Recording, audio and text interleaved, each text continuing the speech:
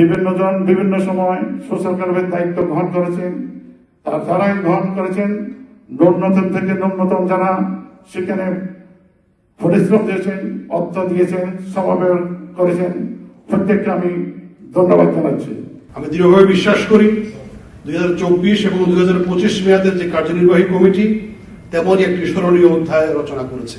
সম্মানিত চেয়ারম্যান জনাব সিরাজুল হক সিআইপি এর নেতৃত্বে এবং তার সহকর্মীদের সমৃদ্ধ প্রচেষ্টায় ক্লাব শুধু নিয়মিত কার্যক্রম পরিচালনা করেনি, বরং নতুন নতুন উদ্যোগ গ্রহণের মাধ্যমে ক্লাবকে একটি নতুন উচ্চতায় নিয়ে গেছে। যখন আমাদের এই সাবেক কমিটি জনাব সিরাজুল হক সিআইপির নেতৃত্বে কমিটি আসলো, তখন থেকে ক্লাবকে একটি সার্বজনীন ক্লাব হিসেবে সবার মাঝে নিয়ে এসে ক্লাবকে সবার দোরগোড়ায় পৌঁছে দিতে সক্ষম হয়েছে।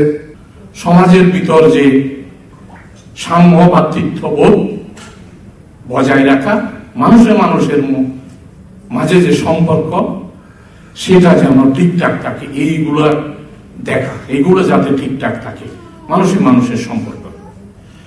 যেভাবে গত 12 বছর ক্লাবের কার্যক্রম চলেছে, ভবিষ্যতেও উনি আমার এই বর্তমান কমিটিকেও সহযোগিতা করবেন, যেন এই কমিটি যেন ভালো মতো চলতে পারে। আমাদের প্রোগ্রাম শুরু হওয়ার কথা ছিল অনেক আগে, যাই হোক আমরা অনুষ্ঠান শুরু করতে একটু বিলম্বিত হয়েছে।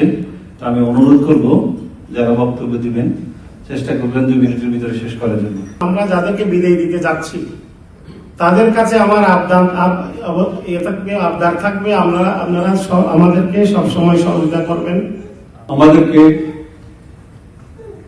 গালফ ওভারসিজ এক্সচেঞ্জ অনেক সহায়তা করেছে, যেহেতু গালফ ওভারসিজ এক্সচেঞ্জের সহযোগিতায় আমরা ধীরে ধীরে আর্থিক সংকট কেটে উঠতে সক্ষম হয়েছি।